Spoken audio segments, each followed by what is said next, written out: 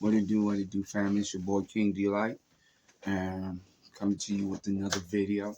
Don't forget to hit that subscribe button if you're new to this channel, and if you're not new, you know what this channel is about to do.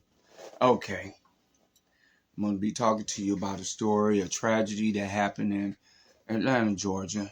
It was a mass shooting that happened in a high school,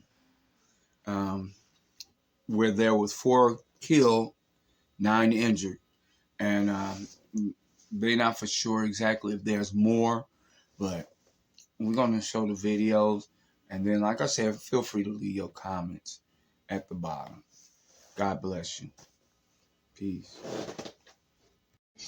Broke out just after 10 o'clock, where you had local, state, and federal agencies swarming that campus really within a matter of minutes. And earlier in the afternoon, Christine, I referenced a Facebook post from back in 2022 from school resource officers up in Barrow County at this very high school going through a drill to prepare for an eventuality exactly like this, to respond to a shooting, God forbid, when and if it happened, and today it did. And how many times do we cover stories like that? It seems mundane, right, to say that these departments are doing these drills, and now we see today how necessary those drills and practice sessions are. Let's go out live to our Eric Perry, who is also on the ground, who is speaking to someone here to hopefully give us some more information on what happened today. Eric?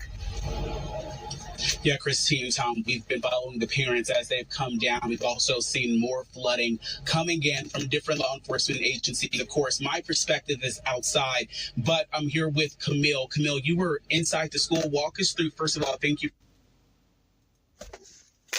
Here. Well, I was sitting in my classroom, and he came up to my door, or the door to our classroom. Classmate got up. She went to open the door, but she didn't. Because she saw that he had a gun, she announced it. As soon as she announced it, he started firing. We all went into the corner. Yeah, we just kind of heard a lot of gunshots. Then we heard a lot of, and then maybe 3 minutes later, we heard police running in.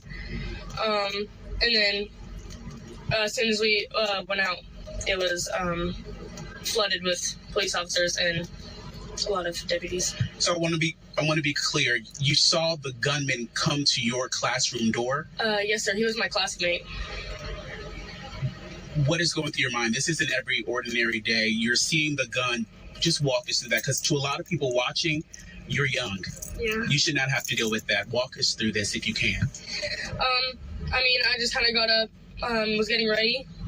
I mean, I never, a lot of people say that it's something that you never really think is going to happen. It's not something that goes through your mind in the morning, and it's really not something that goes through your mind in the morning. As soon as I got to school, I was excited. I really wanted to be at school that day. And it was just complete, bust, because I was hoping for a good day, and it just turned into a terrible one for families and everyone. How many gunshots do you remember hearing, if you can even remember how many? At our door, I'm going to say 4. I remember hearing 4. And then he went to the other classroom next to ours, and I'm pretty sure I heard 6, 8 gunshots. And then I'm pretty sure he went to another hall because I heard more gunshots. Have you processed this? I don't know if you have. This has just happened. How are you even processing this? I don't know. I'm kind of in shock. I was in a lot of shock because I never really thought it would just happen to my school. I know it happens to others, but it just kind of was I didn't really think it was going to happen in my school. It's definitely something hard to process, especially if you know some of those kids. And I mean, it's only the second month of school, so it's really very, very shocking. If you can, through from a parent's perspective, getting all of this, what is even going through your mind as you're processing this? My wife's a teacher. She was teaching at the elementary school next door, and I got a text that we had an active shooter situation. And of course, your first thought is my and then they're thinking about the other students and other parents. Are they safe? So at that point in time, I just was praying that God would protect my child, the other children. It's just a sad day, but it's a parent's worst nightmare. And again, you hear the cliches about you never thought it would happen in your area, and that's true. But it is a sad day, and we want to make sure we're praying and supporting those families that have had tragedy into their homes today. I know you guys have been out here all throughout the morning. You've had a very rough morning. As we leave, describe this school and describe this community. This does not even come front of mind to a lot of people that are happening here. Describe this community for us. I love really nice. I love all of my teachers. They're definitely someone I could go to if I needed to talk. My coaches are like that too. I mean, it's small. It's not, everyone kind of sometimes gets along with everybody. Everyone has fights, sometimes. But I feel like the school is a good place to go, and I feel like just that happening kind of separates everybody, and everybody wants to be isolated and not really talk about it. So I feel like this is going to be kind of a hard thing to get through for the whole school. Absolutely. Camille, thank you so much. You've had a very long morning, and we're praying for you, and we're praying for you as well, okay? Thank you. Thank you, guys. I got up, I started running, he started shooting like 10 times. He shot at least 10 times. And then I ran to the back of the classroom. I dived behind the desk. My teacher had got in front of me, like he was guarding. But like the gunshots were so close to me, like my ears started ringing real bad. Like the whole classroom was smoking, like, and everything.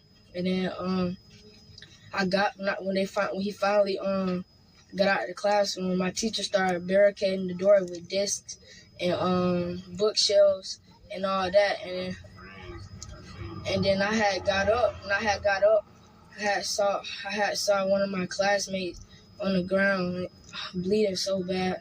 And then when I had moved myself to the other side of the room because the bookshelf I was hiding behind, it was right in front of the door. So I had moved to the other side, to like this side with my friend. I was checking on my other friend because he got grazed in his leg. And then there was a white girl that was in front of me. She got shot in her leg and stuff. And then my other friend got shot in her stomach. And it was just so sad, stuff like that. Are you okay? Yes, ma'am. That's a lot to process. Yeah. And you're so young. You're how old? 14. That's so much to have to process in class where you're supposed to feel safe. Yeah. How are you doing now? I mean, what's going through your mind? Like, it just keep replaying back in my head. I just thank God that I wasn't the one that got hit. You know, like, in the midst of all of it happening, I was just thanking God because, you know, he had his hands around me and stuff like that. Because I could have been the one that got hit because I was right there. He could have easily got me, but God had his hands around me. Well, Kara, we're hearing more harrowing details about what happened inside that school early this morning, as you were just detailing there. We have with us Alexandria Romero. She's a sophomore, and you said you actually heard the gunshots. You were in second period at the time. Tell me what happened. I was in the hall next to it. So I heard it, but it was very like vaguely, you know. So the teachers came in and they were like, everybody get on the floor, cover yourselves. Like we were all like hugging each other. So we were all like, it was a small little ball of us like all holding each other. And I remember like my friends crying. They were all scared. And then 2 police officers came in with their guns. Telling us not to move, that it's still not safe. And we were in that classroom for like 10 minutes before they even let us like go out. When the time was finally up, we went to the hallway that it was happening, and that's when I saw like my math teacher, and he was all covered. I saw blood everywhere.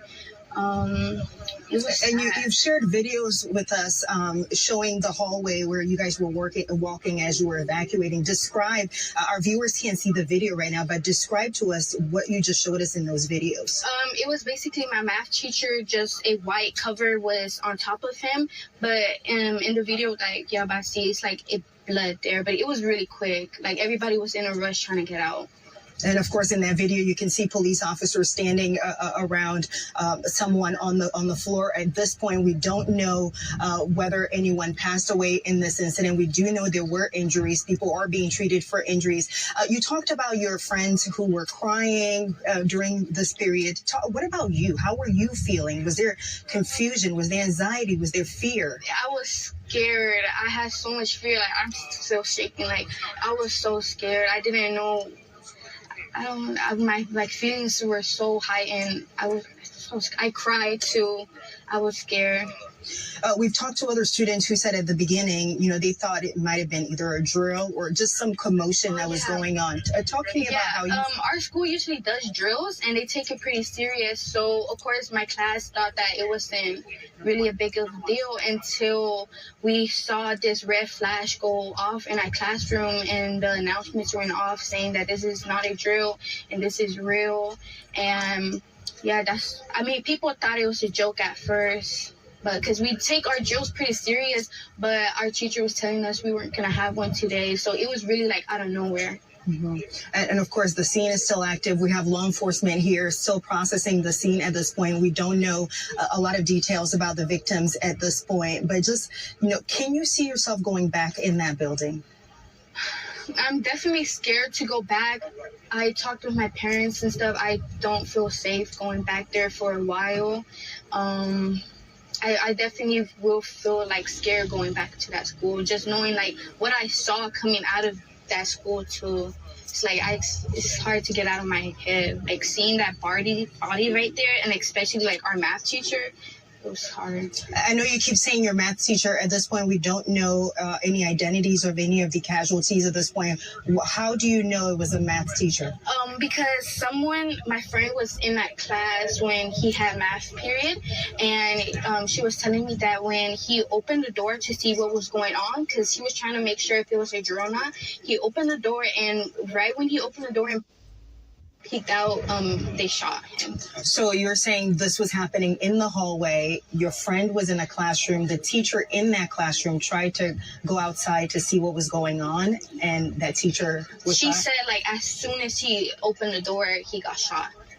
Wow. Yeah. Well, I am sorry for the traumatic experience you guys have had to deal with this morning, and of course having to heal from for weeks and weeks, maybe years from now. And I'm glad you guys are okay. Thank you so much for speaking with us. Of course. As state officials from the GBI have been on scene since this whole thing broke out, with now confirmation from the GBI of 4 fatalities and 9 at least other injuries from this gunman who is now in police custody, who opened fire at Appalachia High School this morning at 10:23 a.m., where 2,000 students attend every single day. We've heard of the remarkable composure from not only our Brooke Zahner, but Brittany Edney and Kevin Stewart, of the reporting from students to their parents through text messaging, what unfolded that morning. Some pretty compelling and graphic accounts of not only the gunman, but the teachers who might have come in contact with that gunman, and the quick action of students who might have prevented more casualties from happening there this morning. I would imagine school will likely not be in session throughout this week. We will wait to hear from Barrow County school officials on how that will be handled this week in light of what has happened here at Appalachia High School. You talk about all the surrounding schools that were impacted by this within proximity of where this school shooting happened, and the urgency for families and parents, mothers and fathers to get to their children and just hope they can put their arms around them once they get to the campus of the school. This is a tragic story that unfortunately plays itself out over and over again in our society these days. It happened down in Fort Lauderdale at Marjorie Stoneman Douglas High School, where I reported for the station for days and days in the aftermath of that shooting. And I can tell you, a couple of things happen in the wake of situations like this. The community really comes together. And from what I've gathered out there in Barrow County, this is a pretty dispersed but pretty tight-knit community, and a tight-knit campus community where that student reported to us that they are all bonded together. Yeah, we fight once in a while, but we are a close-knit campus community where everybody knows each other. And so we don't know if the murder victims have been taken out of the building yet. This is certainly now a crime scene investigation, which will unfold in the days and hours and weeks to come. This is why it's very important to anoint your kids, to pray over your kids daily. To pray daily, number one, to keep God number one first in your life, because you never know what you're going to walk into when you leave out this door, when you leave out the door in the morning. First thing we should always do is give God thanks and give God praise and pray every morning. Get a word or something, a word of affirmation. Get into the scriptures, or something, But put God first in everything, because just like these kids and these teachers, because they said it was a couple, two teachers that got killed, a couple of students, and then 9 were injured. And like I said, not for sure. I'm sure if they don't, not for sure if there's more that was involved, that was injured or killed or not. But so far, that's what they got. And keep them praying. You gotta keep them praying. Pray over them. Pray over yourself. Pray over your kids. Pray over your household. You never know. These kids didn't think they was going to go through these tragedies. That the teachers that got killed didn't know that was going to be it for them, So it's important to, communicate with your kids, talk to your kids, But number one, put God first above everything. That's what I'm saying. Put God above everything. Because we're living in them times anyway. Things are going to happen and it's going to get worse. So just, be prayerful, y'all. That's all I got to say. Take care of yourself and each other. Know that I love you. So do I. I love you, and ain't nothing you can do about it, And God loves you, and definitely ain't nothing you can do about it. Till we meet again in the next video. Peace.